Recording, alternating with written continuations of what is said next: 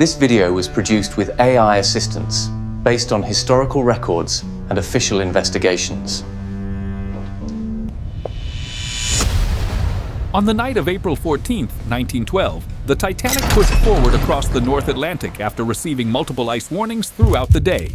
Even so, speed was maintained, and life on board carried on as usual. How did a ship hailed as a triumph of engineering come to depend on seconds in total darkness? In this video, we'll examine 7 real errors, technical and human, that quietly stacked up until the moment of impact. Before we begin, like the video, subscribe to the channel, and tell us in the comments which city you're watching from as we move through this historical investigation together.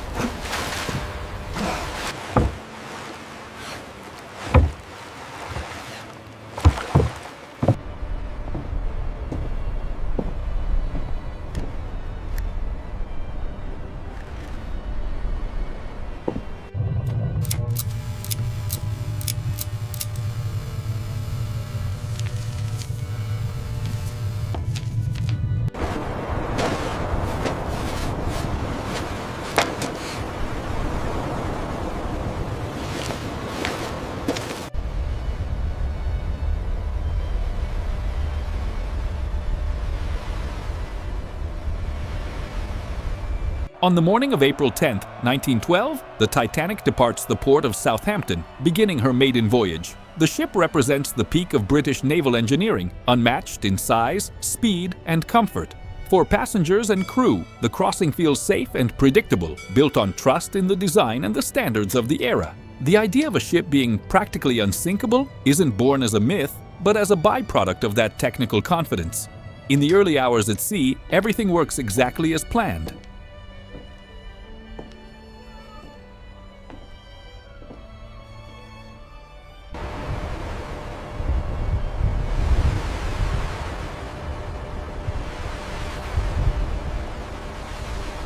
In the first hours on open water, the Titanic operates with precision and discipline. Social hierarchy is reflected in the spaces: quiet, expansive lounges in first class, functional, tightly organized areas on the lower decks. The crew follows strict routines, keeping schedules, services, and procedures without deviation.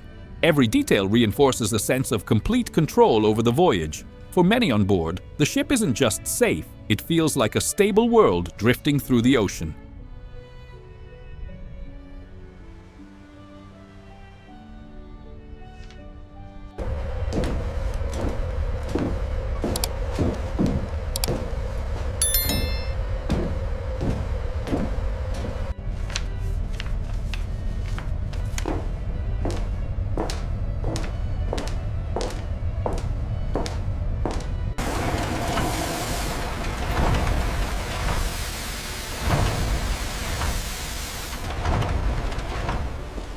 Below deck, the Titanic relies on a vast, continuous system. Coal-fired boilers generate the pressure needed to drive the propellers. Crews work in rigid shifts, sustaining the steady rhythm of the crossing. Heat, noise, and repetition define their routine. The efficiency of these operations strengthens the belief that everything is under control.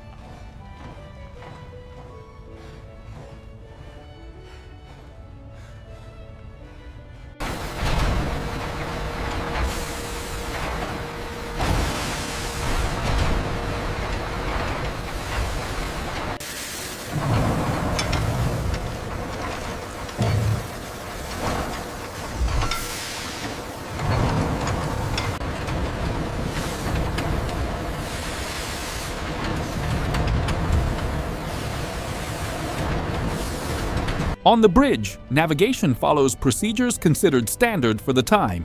The route stays within accepted North Atlantic lanes, and instruments confirm stable speed and heading.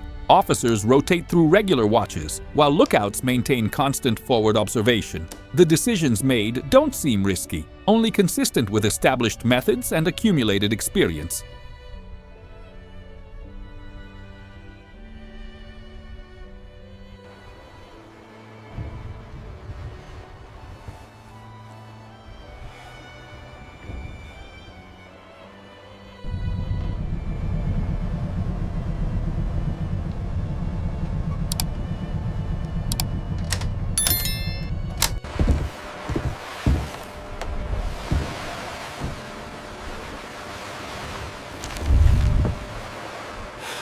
The Titanic was designed with watertight compartments meant to contain localized flooding. It was believed this system would provide enough time to manage emergencies. What mattered less was that the bulkheads didn't extend to the upper decks, allowing water to spill from one compartment to the next. This limitation was known but considered acceptable by the standards of the era, reinforcing institutional confidence in the design.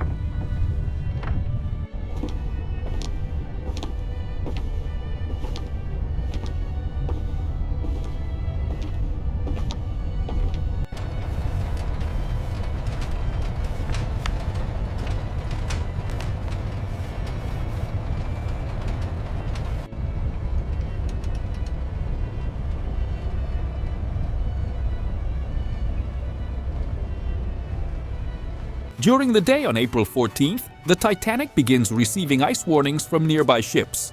The messages report fields and large floes drifting along the planned route. These alerts are logged and passed along inconsistently, without triggering immediate changes in course or speed. To the crew, the warnings don't feel urgent. They blend into the routine flow of shipboard communications.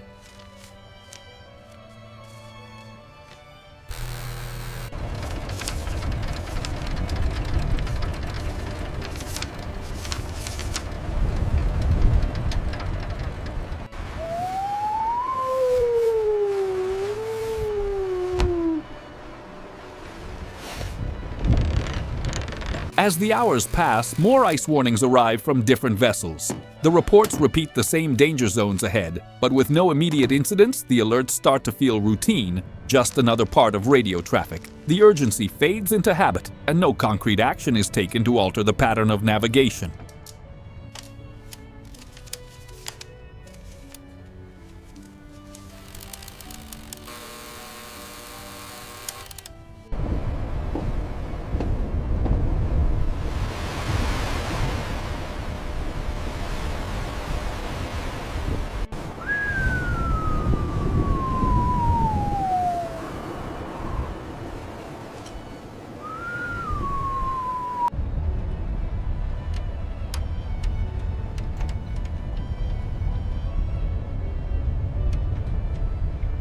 That night, the Atlantic is unusually calm and moonless. With no waves breaking against the ice, there's no reflected light to give icebergs away. Without contrast, they blend into the dark horizon.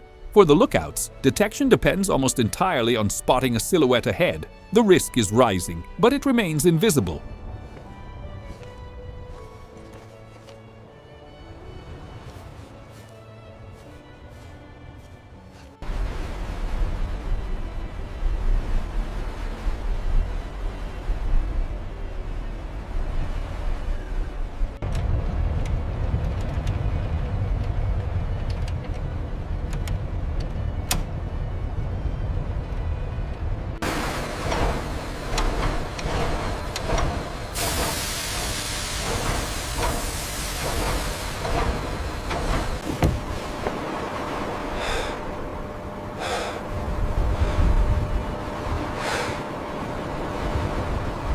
As the night deepens, vigilance relies almost entirely on the naked eye.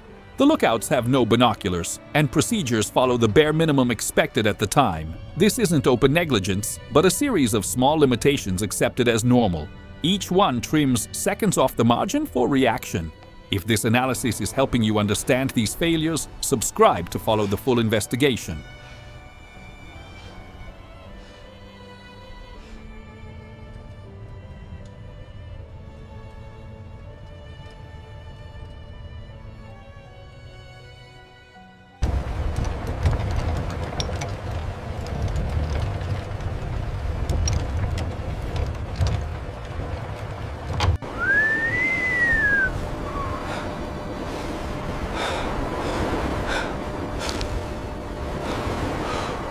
In the radio room, priorities extend beyond navigation.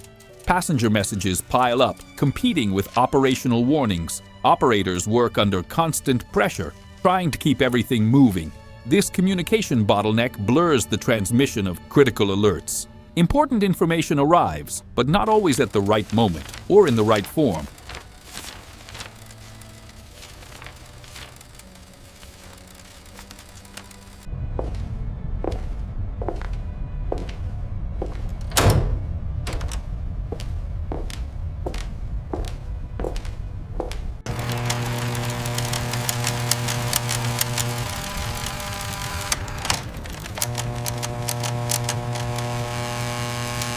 As the night goes on, life on board remains unchanged. Lounges stay lively, the bridge stays calm, and speed is maintained. There are no visible signs of immediate danger, and confidence in the ship drives every decision. Despite the warnings received, risk never fully materializes. For many on board, the voyage continues exactly as planned.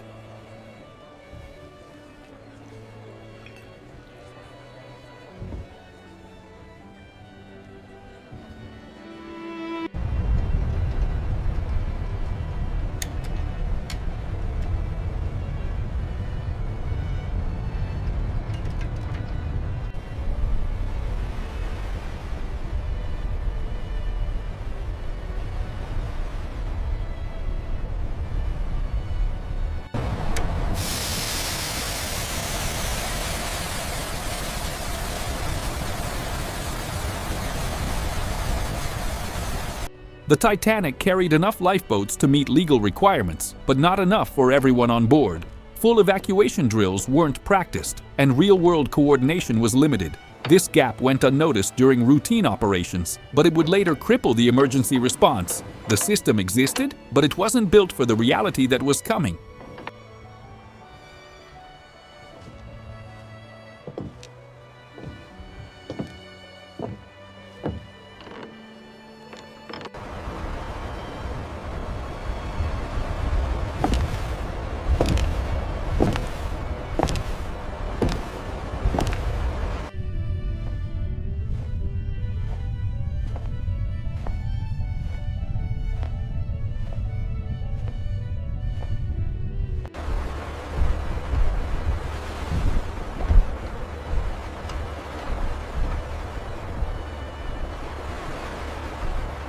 At this point in the voyage, every critical factor is aligned. The bridge holds speed and course, lookouts face limited visibility, radio warnings no longer influence decisions, no single mistake seems fatal, but together they slash reaction time to almost nothing. The risk is high, and the response remains slow. The chain of failure is complete.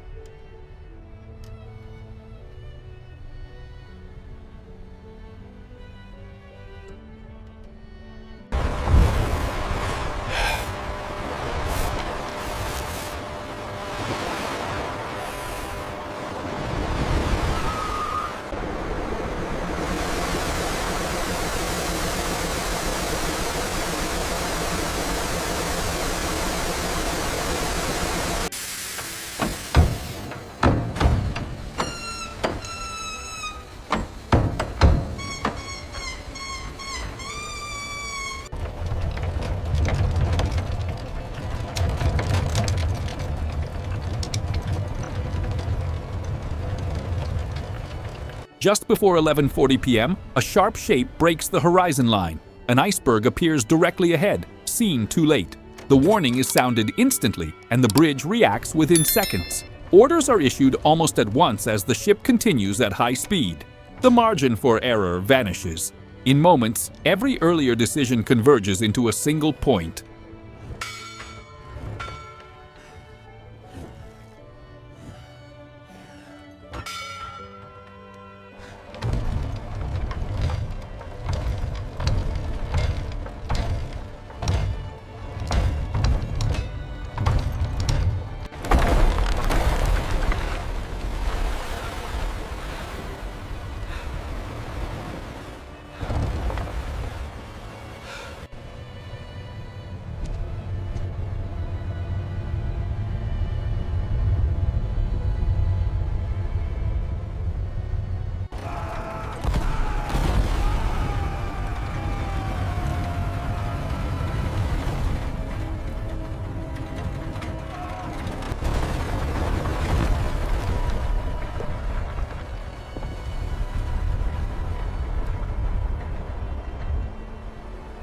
The maneuver avoids a head-on collision, but exposes the hull to a prolonged scrape.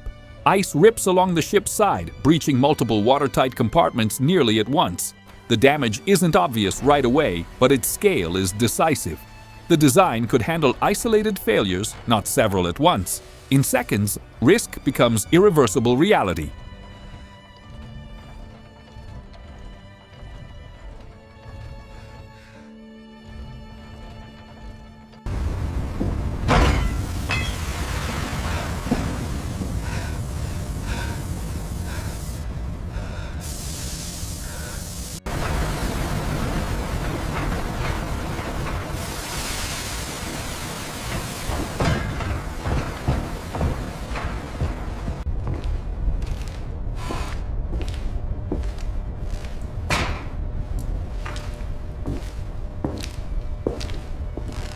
After the impact, Thomas Andrews begins a direct inspection of the lower decks. Water is advancing from compartment to compartment, overtopping internal barriers. Based on the ship's design, Andrews quickly calculates the remaining time afloat.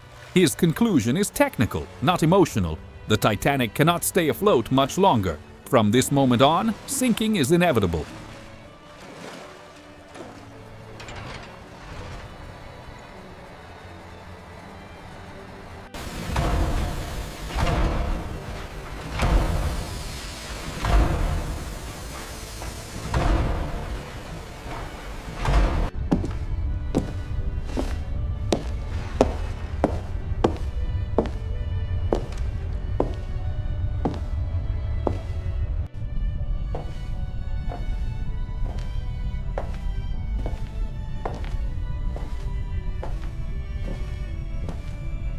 Once the damage is confirmed, the first orders are issued calmly. Passengers are told to put on life jackets and wait for instructions, without detailed explanations. Many hesitate or downplay the situation, trusting the ship's stability. The crew works to preserve normalcy and prevent panic. Meanwhile, water continues spreading beyond most people's sight.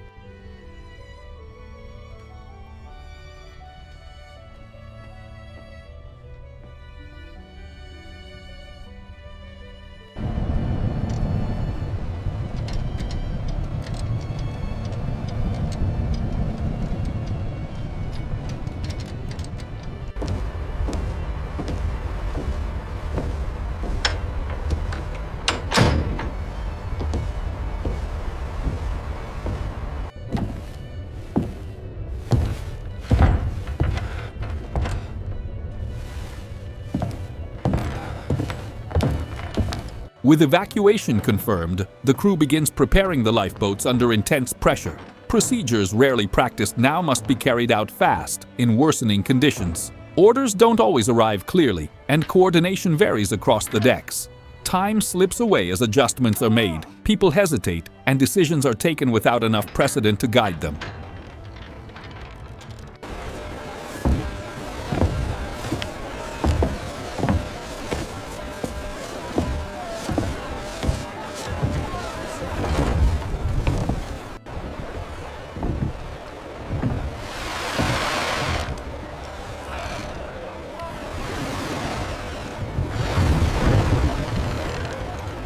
As the first lifeboats are lowered, many leave without reaching full capacity. Officers fear overloading and cable failures, choosing to launch boats partially filled. Uneven training leads to inconsistent decisions between decks. Every boat that descends with empty seats represents a lost chance. Time keeps moving forward, and the window for correction keeps shrinking.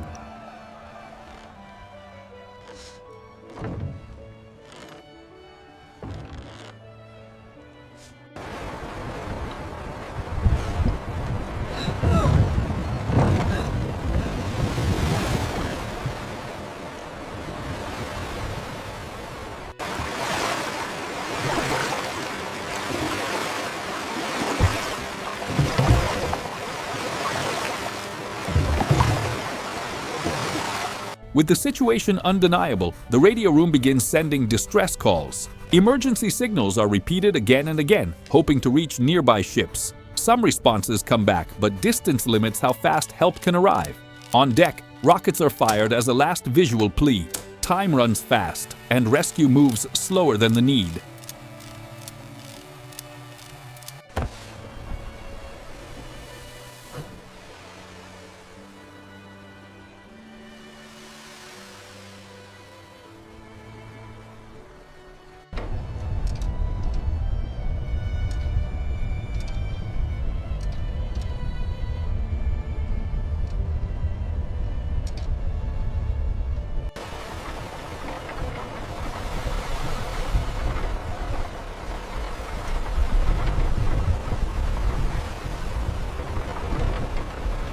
As water rises, the Titanic's list becomes unmistakable. Lower decks are abandoned while systems begin failing one by one. Power flickers, and lighting grows unstable in parts of the ship. The crew fights to keep essential functions running as long as possible. The ship is still lit, but its operational life is draining away minute by minute.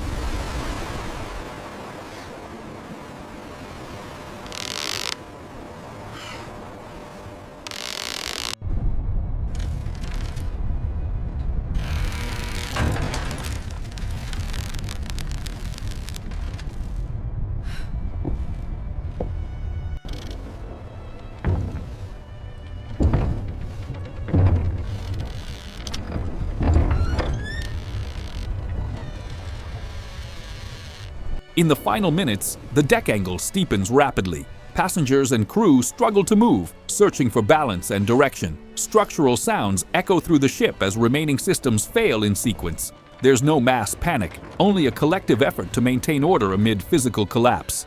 The Titanic enters her final phase, ruled by the consequences of every earlier choice.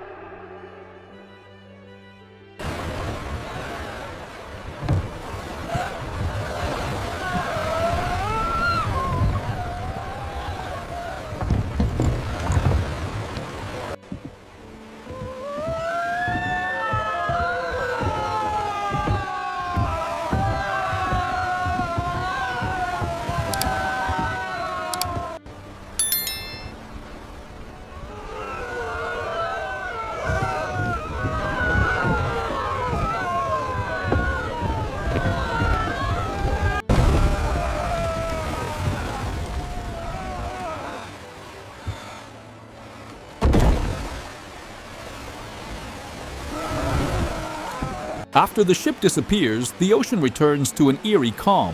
Where the Titanic once stood, only scattered lifeboats and a silent debris field remain. Survivors wait, watching for any sign of approach. The contrast between the dark, endless sea and the small boats makes the scale of the loss unmistakable. The night drags on, silent, expectant.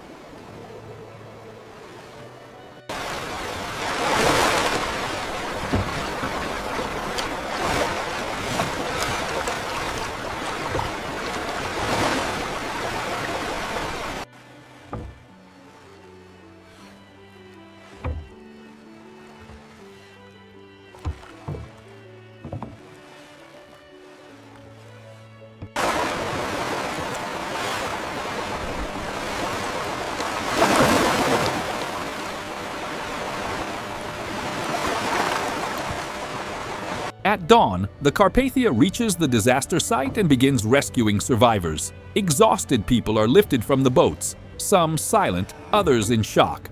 Of the more than 2,200 aboard the Titanic, roughly 700 survive. The human toll reveals the true scale of the tragedy, turning numbers into permanent consequences for families and nations.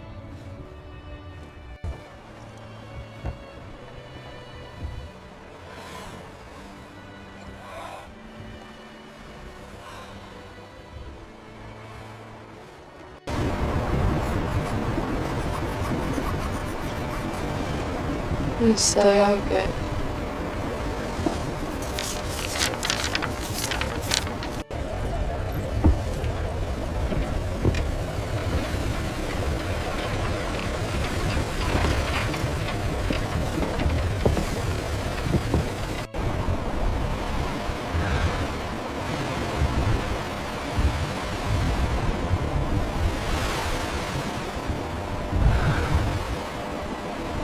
After the disaster, formal investigations examine every stage of the voyage and the rescue.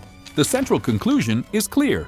The Titanic didn't fall to a single mistake, but to a chain of technical, operational, and human failures. The aftermath brings a lasting change: lifeboats for all, mandatory drills, continuous radio watch, and international ice patrols. The ship's legacy is a permanent rewrite of safety at sea.